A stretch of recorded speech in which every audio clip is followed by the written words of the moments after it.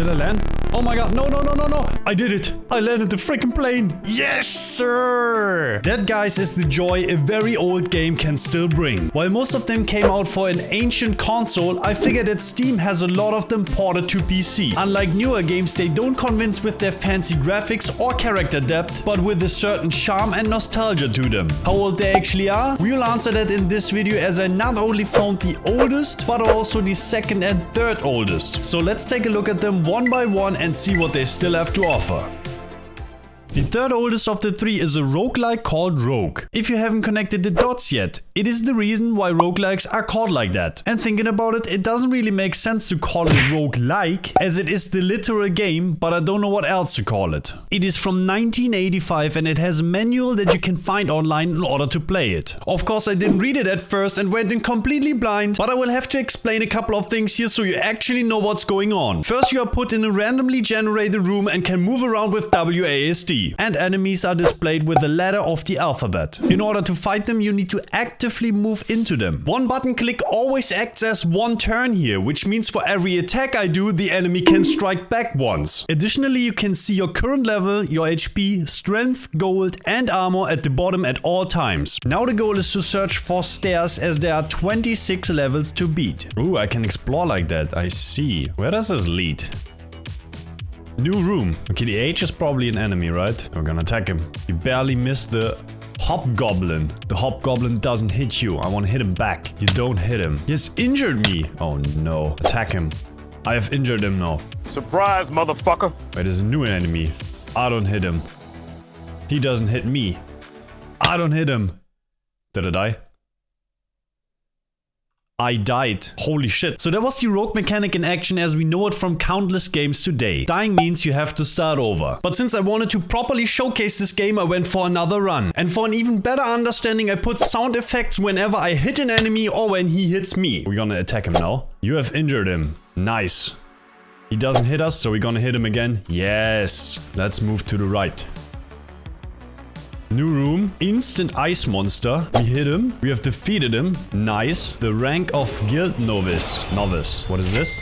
16 gold pieces and this turquoise ring. Let's go through the next door. New room. What is that? Looks a bit weird. There's an enemy behind it. We're gonna attack him right away. You hit the bat. You have defeated the bat. Hell yeah. What is this now? Can't interact with that by the looks of it. I wonder if there's like some hidden stuff in the rooms. Pressing spacebar doesn't seem to do anything. Another Kestrel. He doesn't hit us. We miss. He misses. We miss again. And he scored an excellent hit on us. We don't hit him again. He doesn't hit us. We miss again. He hits us. Dude, we can't hit him. Kestrel scored an excellent hit on us. Can we please? Yes, now we have an excellent hit on him. Go again. You hit him and he's done. We have defeated him. What is the P now? You now have a scroll titled Zosmigjegov Cup. Alright, we're gonna take it. So, what do we do now? Am I missing something here? I feel like there's something up with this green thingy. This was the moment I finally looked at the manual to understand how to progress in this game. And guys, this manual was a treasure. It starts with a detailed description of what this game is even about. It says that you are on the search for the precious amulet of Yendor, and that the dungeon lord stole it from magicians. He now hides it in the depths where you have to find it if you're brave enough. Afterwards, you can read through all sorts of useful information. For example, during a run there are 2 help buttons. F1 to open a list of all commands, like equipping different gear or searching for hidden paths. And F2 which displays all the collectible item types. So with the new info, I figured out that the green things are stairs. And they are the primary way to get deeper into the dungeon. I also learned that you can equip an arrow and shoot at enemies. Even though I didn't find it as effective as the standard mace. Now with all the necessary knowledge gathered, I was ready for a proper run, and this was where the game became really good. So we move on. Hell yeah. Okay, I see now.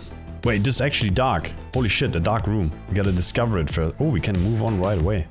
Okay, layer 3. Instantly killed the orc. He dropped an item. Kinda wonder what scrolls do. Guess we will find out eventually. Kestrel, and we can immediately move on. Damn, level 4 already. Gonna let that enemy just sleep and go down, right? And we can move on again. Holy shit. Maybe it would be better to explore more. Okay, let's actually do it now. No.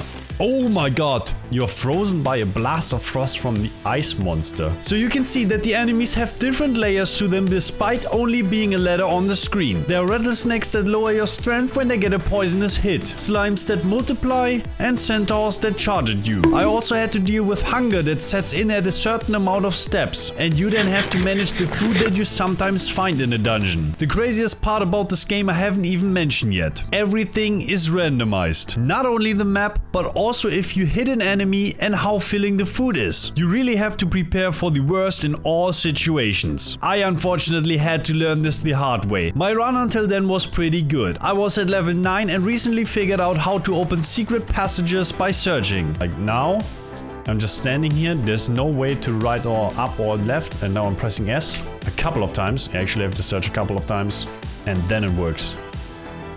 With the food, that was yummy, he says. Strength goes down even further. We can't fight these rattlesnakes anymore. Ah, no, wait, what? We're actually quite low. Oh, there it is. We're 1 HP. No! We opened the secret pathway and there were 3 enemies coming out of that. So you can see how unforgiving this game can be. I later had a run that got me to level 11, but I died once again. Since I wasn't able to beat the entire game just for this video, I want to beat the rest on stream. If you're interested in that, the Twitch link is in the description. Now let's move to the second oldest game, and this one I actually played as a child. It's called Dragon's Lair and it's from 1983. It still costs a whopping $10, which is insane for a 42-year-old game, but I guess they sell the nostalgia with it. So let's see if this is still worth the money. At least the intro screen was.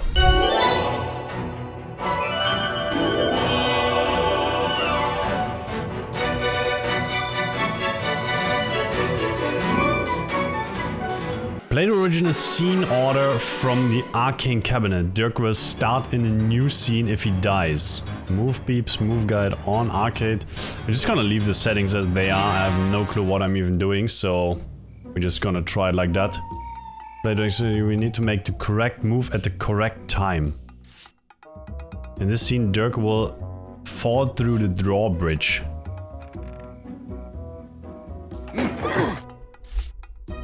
It's time to make a move. To survive, touch the sword. Wait, what?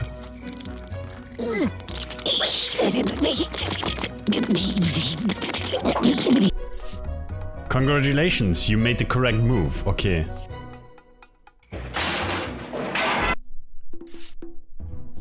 Throughout the game, you will need to make up, down, left. Wait, it's so quick, dude.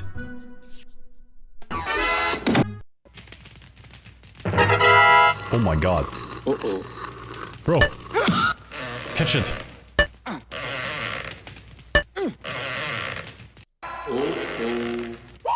What? How did we die? Whoa!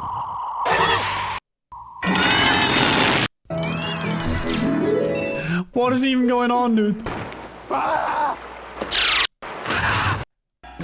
It's so fast. As you could see, despite the tutorial, I struggled quite a bit. The game just tosses you in a new random scene and you have to react in time. I also couldn't remember anything from playing this as a kid, so I had to learn while playing, and man did I die a lot before figuring out how it actually works.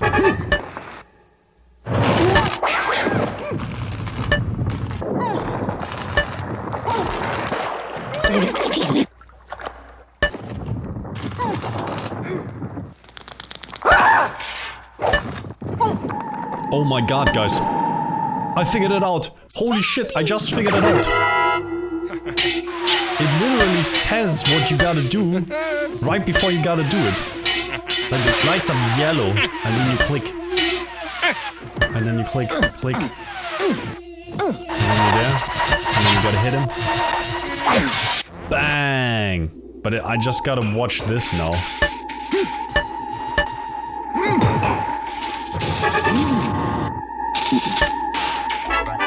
I can't watch anything on the screen, so you just gotta watch this thing.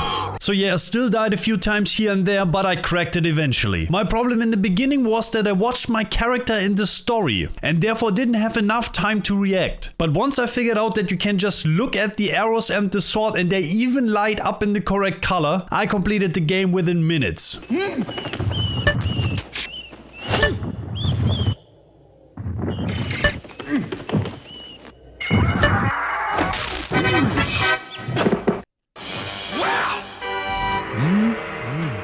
Okay, there's the dragon. Ah, I missed the button. They're straight up kidding me.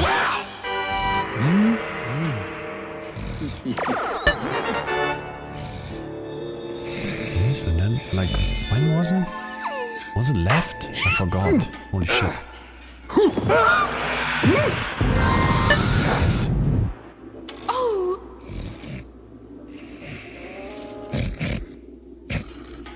Kinda wanna watch the cutscene, but I also need to watch like the bottom here to see what buttons to press. Please save me!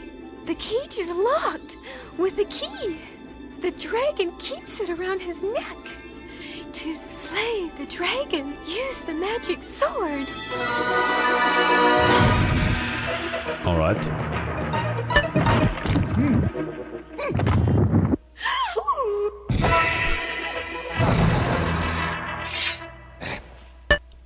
That's like an OG anime waifu, guys.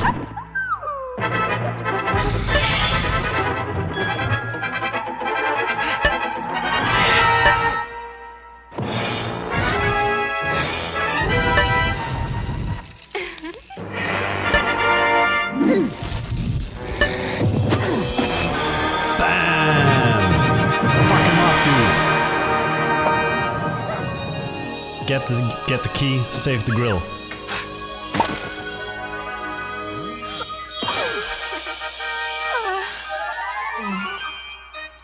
Wow. Holy shit, we beat it! Yes, sir! We saved the girl. So was this game worth $10? Let me know in the comments what you think. Now we get to the oldest game of them all, and the name of it is Solo Flight. It's a game by Sid Meier, who nowadays probably is most famous for Civilization. Just like Dragon's Lair, it's from 1983, but it was published in January, and Dragon's Lair in June. You play as a pilot that delivers mail, and that's it. Before you take off, you can decide how much mail you want to carry and the amount of fuel. Just like the other games, I wanted to play it blind, but it was so goddamn complicated that I had to look the manual up online. Holy shit. I just discovered the controls and it is looking quite complicated, not gonna lie. Wow. You really gotta know your shit. So I took a step back and did the flying practice option that starts the plane for you. Now I was up in the air, but still just as clueless as before. This is on 10x speed, by the way. This game was just so damn slow. Dude. Oh no! We just died. I was really struggling to show the gameplay at this point because it was just that hard to play. But whenever people are in doubt, they turn to a higher being and look for help. So I watched Tom Cruise in Top Gun. You're a pilot. That's right, a naval aviator. No, actually, we've only done this twice. Oh, how'd you do? Crashed and burned on the first one. It wasn't pretty. The second? I don't know, I'll tell you tomorrow, but it's looking good so far. Feeling empowered by this, I also wanted to find out the next day. I first figured out that you can adjust the speed with the numbers 1 to 9. Then I memorized the map of Kansas to figure out where I have to go with the mail and where to find the compass. Lastly, I set myself the goal to manually start and also land the plane as a true test of my abilities. And then I flew. I flew like I've never flown before. No! Oh, that's not the best approach. I'm gonna lose my mind. Did I land? Oh my god, no, no, no, no, no! I had it! No! But just when all hope seemed to be lost, I got this final run.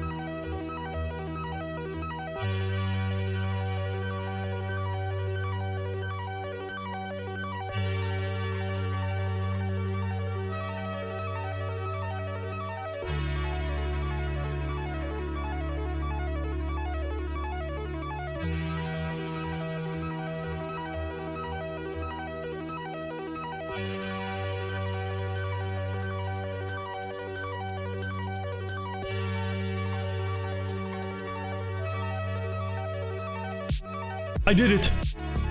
I landed the freaking plane. Yes, sir. No clue how we deliver the mail now, but we landed the plane successfully. Hell yeah. Holy shit, that was so hard. Like, I don't know if you can actually tell from looking at my gameplay, but it's actually hard to figure this out, how everything works. The altitude, the pace, the turning, everything is so difficult, and we finally did it. We landed a plane in this game. If you now want to see me play games that had no Steam reviews at all, go check out this video and I see you in the next one.